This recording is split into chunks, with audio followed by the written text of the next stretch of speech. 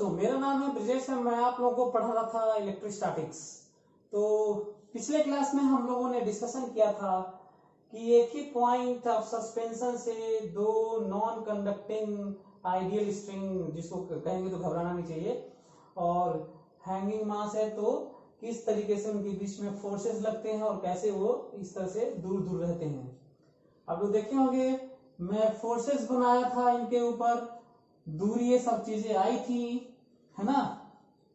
तो मैं कहा था कि ये इस पे फोर्स इधर की तरफ लगाएगा कूलॉम फोर्स, नीचे mg लगेगा और स्ट्रिंग का फोर्स T लगेगा इस चार्ज पर। इसके दो कंपोनेंट होंगे, T cos theta by two, theta by two, theta by two, total theta, T cos theta by two और T sin theta by two. ये मैं बात कर चुका था। फिर कहा था इक्विलिब्रियम में है, कहा है तो ठीक है, नहीं कहा है तो भी मानेंगे, क्योंकि क्वेश्चन से आइडिया लग जाता है कि क्या मानना है।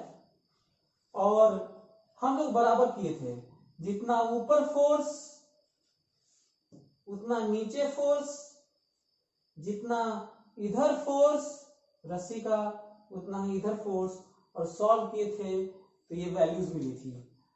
मैं आप लोगों से कह के गया था कि इसमें केस बना के हम लोग केसेस बना के बहुत सारी चीजें हम लोग स्टडी करेंगे। ये बात मैं कह के गया था और कहा था कि आप लोग खूब इस पे सोचिएगा कि क्या क्या पॉसिबिलिटीज हैं। करते हैं, पॉसिबिलिटी की बात करते हैं, देखते हैं कि क्या क्या हो सकता है इसमें। ठीक है, तो एक बात ये कर लेते हैं अब हम लोग, इसको कम से कम मिटा देता हूं और देखते हैं कि क्या क्या पॉसिबिलिटीज हैं, है ना। इसमें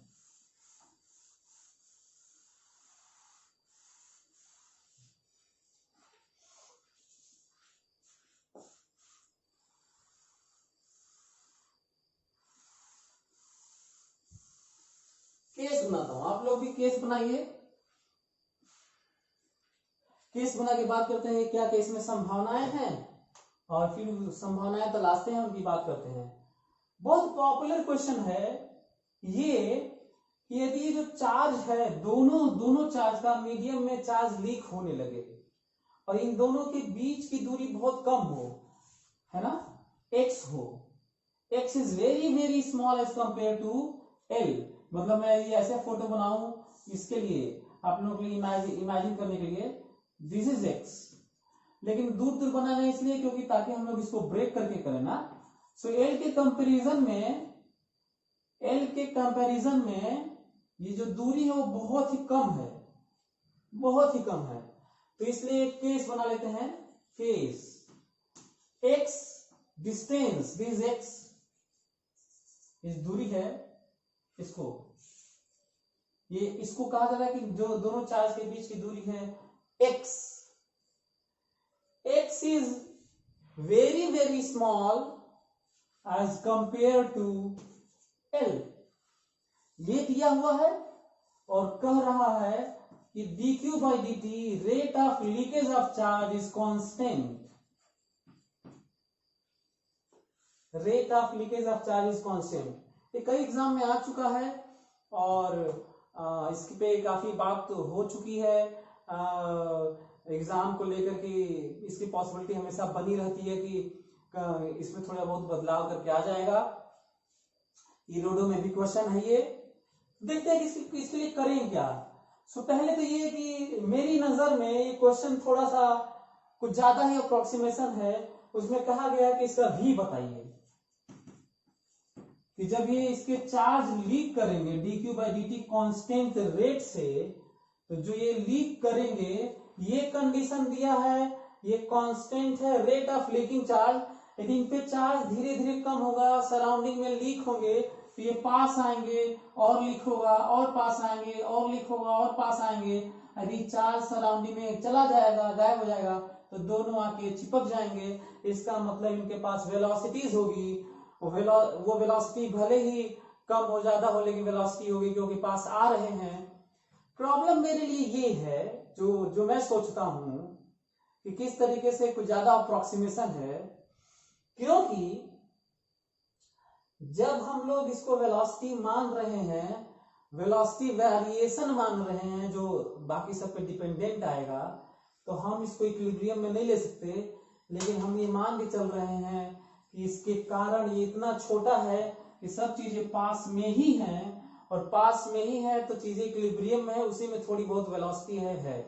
पॉइंट समझ में आया? फिर सुनो, मैं ये कर रहा हूं कि ये देखो फोटो, ये इस फोटो को देखो, कौन समझ में आएगा? इस फोटो को देखो, बल्कि और पास बना सकता था, मतलब यहाँ पास ऐसे ऐसे, तो इतना पास में है कि ऑलमोस्ट सब चीजें इक्विलिब्रियम में ही है, ऑलमोस्ट, नॉट रियली। तो ये अप्रोक्सीमेशन की बात हो रही है। यदि अप्रोक्सीमेशन है तो मैं इसको मैं मान के चल रहा हूं कि ठीक है। तो यदि बहुत एंगल बहुत छोटा हो, बहुत, तो ये एक्स है ना, ये तो इसको x/2 और tan थीटा जब एंगल बहुत छोटा होता ना, जब x बहुत छोटा होगा, तो x very very less than l का मतलब है θ/2 tending to 0। This means that sin θ/2 merely tan θ/2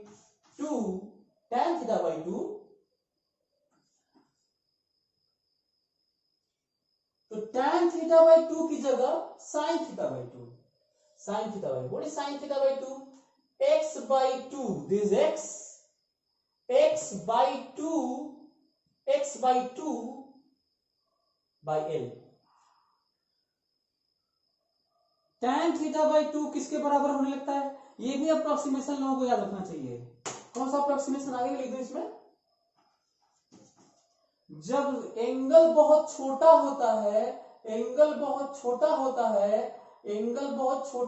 है, तो sine of angle, tan of angle and खुद एंगल तीनों बराबर होते हैं, और ये कहीं और भी बराबर होते हैं। अप्रोक्सीमेशन के तौर पे ये याद रखना।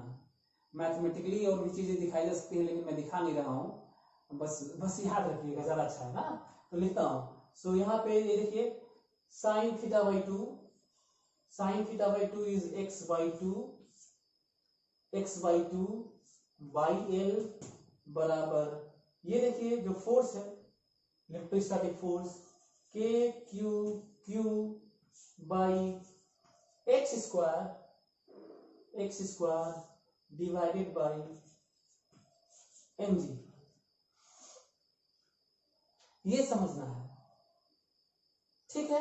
अच्छा, क्वेश्चन क्या था, मैं आपको फिर से याद दिला देता हूँ। क्वेश्चन ये था कि dq/dt कांस्टेंट रेट से चार्जेस लीक हो रहे हैं। कई लोग तो इसीलिए इस क्वेश्चन को नहीं करते हैं, क्योंकि पहली बार वो सुन रहे होते हैं कि चार्ज लीक कर रहा है, अब क्या करें, कहीं पे कोई चीज बदल रहा है, करंट बदल रहा है, क्या करें, वेलोसिटी, एक्सीलरेशन, फोर्स और मास, पता नहीं, ये सब चीजें बदल रही हैं, क्या किया जाए, coefficient of friction of mu, ये सब बदल रहा है। बड़ा स्टेटमेंट फिजिक्स साइंस के लिए।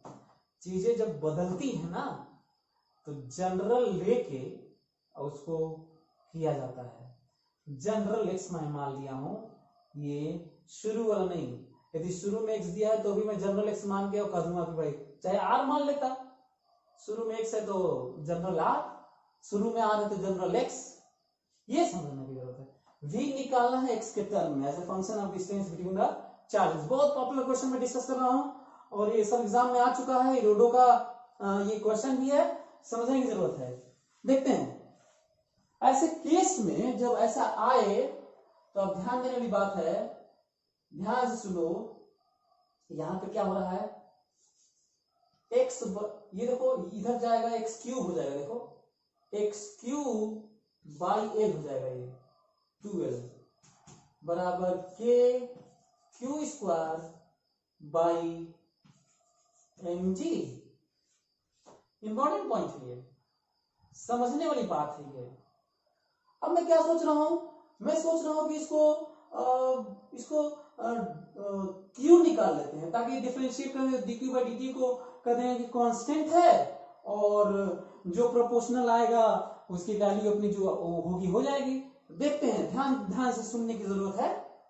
मैं क्यू निकालता हूं, क्यू स्क्वायर की वैल्यू है, इसको इधर लेके जाता हूं, mg x cube by 2l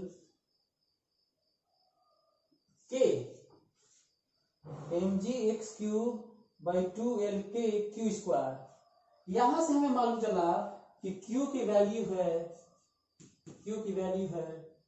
mg√mg2lk(x⁴²).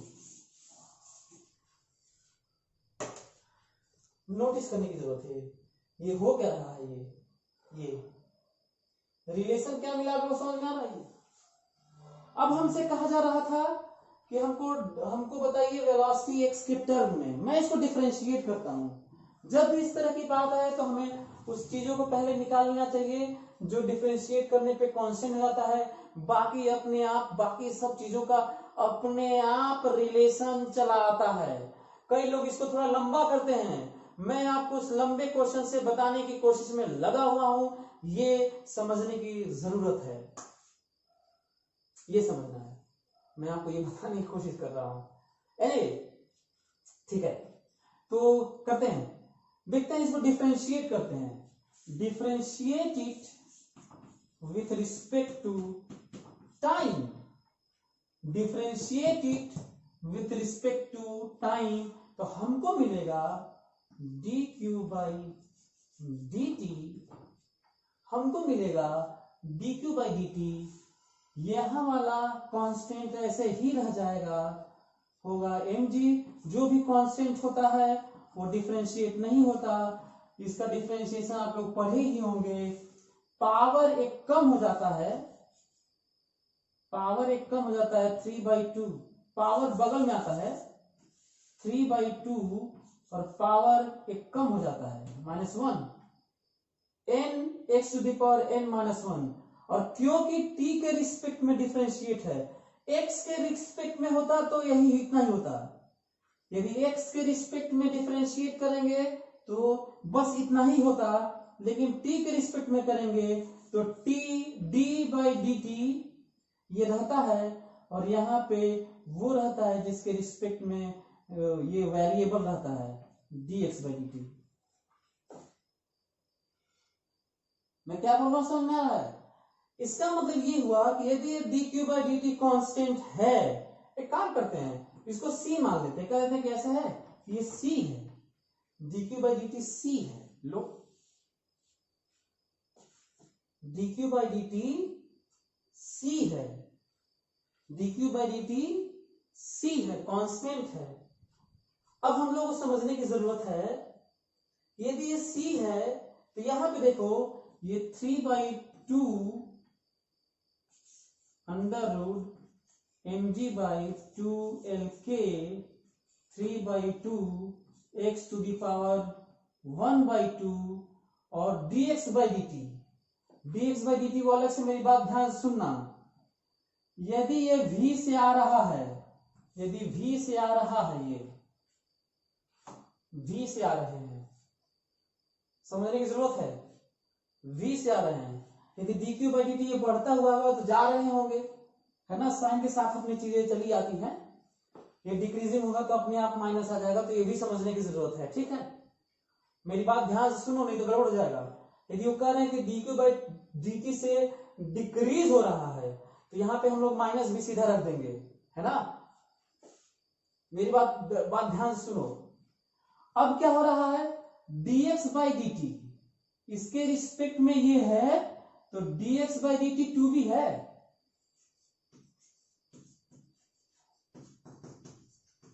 मेरी बात ध्यान सुनो फिर से, या फिर फिक्स से dx/2 लिए होते, मैं तो कहता हूं कि यहां से ले लो डिस्टेंस, ऐसे dx/2 dt बराबर v कर लो। हमेशा फिक्स्ड पोजीशन से rate of change in position velocity देता है, और किसी वेरिएबल रेफरेंस से रिलेटिव वेलोसिटी देता है। आप दोनों से करके देख लीजिएगा, सेम आएगा। यहाँ पे dx/dt 2v ही आएगा, आप देख सकते हैं। तो मैं लिखने जा रहा हूं dx/dt is 2v। ये भी किताबों में बहुत सारी जगह चीजें इस तरह की गलतियां हुई हैं, लेकिन सही इसलिए भी हो जाता है क्योंकि प्रोपोर्शनल पूछा हुआ है। तो फिर मैं यहाँ पे आता हूं, और आप लोग इसको पॉज करके ये सब चीजें लिख लीजिए। मैं कई चीजें इसमें बताया, मैं आपको ये बताया फोटो, ये वैल्यू, कुछ चीजें नई नई मैं आपको बता चुका हूं। इसको ध्यान में रखते हुए आप इन सब चीजों को अप्लाई करिए।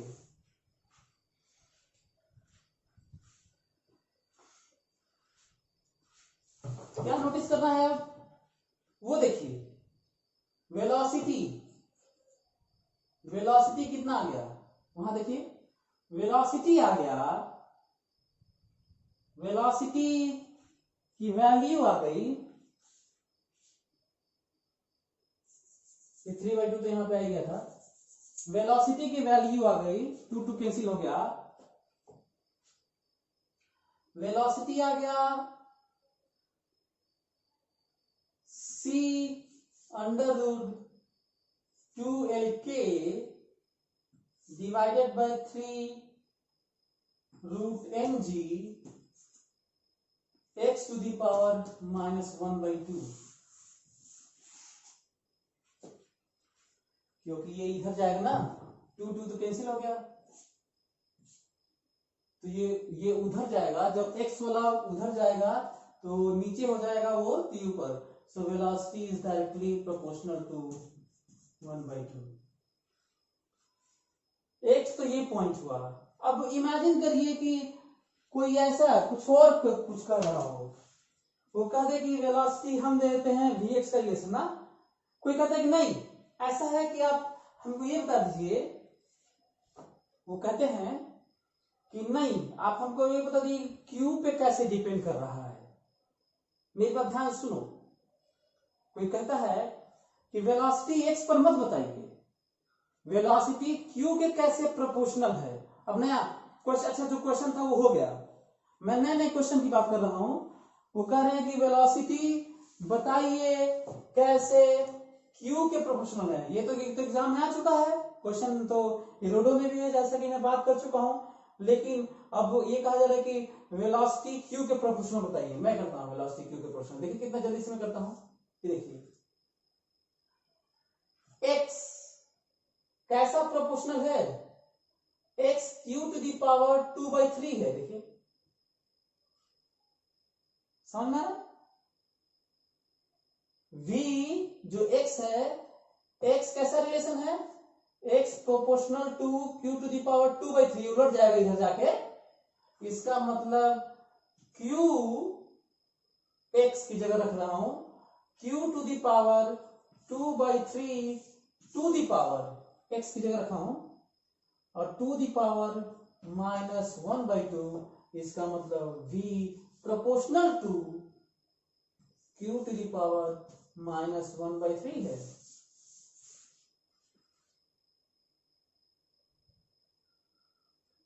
ये सब चीजें मैं आप लोगों को नए नए क्वेश्चन, नई नई बातें इसलिए कर रहा हूं। कोई कहता है कि एक्सेलरेशन बताइए, एक्सेलरेशन किसके प्रोपोर्शनल है, इनका जो एक्सेलरेशन है किसके प्रोपोर्शनल है, कोई हमसे ये पूछता है, आप इसको डिफरेंशिएट कर दीजिएगा, आप इसको डिफरेंशिएट कर दीजिएगा, डिस्टेंस का वर्ड किसके प्रोपोर्शनल है, इसको इंटीग्रेट कर दीजिएगा। कोई कहता नहीं एक्सेलरेशन, एक्सेलरेशन, एक्सेलरेशन चार्ज के कैसे प्रोपोर्शनल है। मेरी बात समझो, एक्सेलरेशन चार्ज के कैसे प्रोपोर्शनल है, करके दिखा देता हूं आपको। एक्सेलरेशन होता है dv/dt होता है, और dv/dt प्रोपोर्शनल है, ये बगल में आएगा 1/3 q टू दी पावर, इसमें -1 एक और हो जाएगा -4/3, और बगल में आएगा dq/dt। आपको याद है dq/dt कांस्टेंट है, dq/dt क्या है, कांस्टेंट है dq/dt। यदि dq/dt कांस्टेंट है तो ये हुआ कांस्टेंट, इसका मतलब expression is directly proportional to q to the power -4/3। क्या इसी तरीके से एक्सप्रेशन को प्रोपोर्शनल टू x नहीं निकाला जा सकता है, क्या इसी तरीके से प्रोपोर्शनल नहीं निकाला जा सकता है? निकाला जा सकता है, बिल्कुल निकाला जा सकता है। तो मैं आप लोगों को बताया कि किस तरीके से हम लोग जनरल मानते हैं, किस तरीके से एक्सप्रेशन निकालते हैं, फोटो बनाते हैं, अप्रोक्सीमेशन लेते हैं, tan theta sin theta theta, किस तरीके से हम लोग अप्रोक्सीमेट यहाँ पे सोच में लाते हैं, किस तरीके से हम लोग सीधा क्यू निकालते हैं जो कांस्टेंट होता है उसको डिफरेंशिएट करने के लिए डायरेक्ट आता है, लेकिन उसमें कितनी पॉसिबिलिटीज और हैं जो पूछी जा सकती हैं। डिस्टेंस का वर्ड बताइए, ग्राफ बताइए। यदि कोई हमसे ये कहे कि ऐसा है कि हमको एक्स डिपेंडेंट वेलोसिटी वाला ग्राफ बताइए, टाइम डिपेंडेंट ये बताइए, वो डिपेंडेंट वो बताइए, अभी तक तो नहीं आया है, आ जाएगा। आ जाएगा तो देखिए, कई लोग तो इसी में घबराने लगते हैं। मैं ग्राफ खींचता हूं और समझने की कोशिश करिए आप।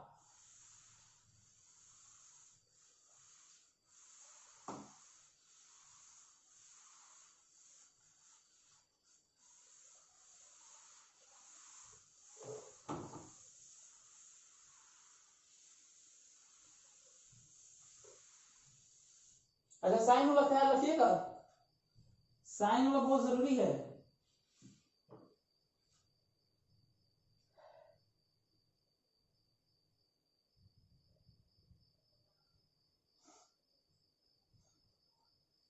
ध्यान से देखते हैं ना।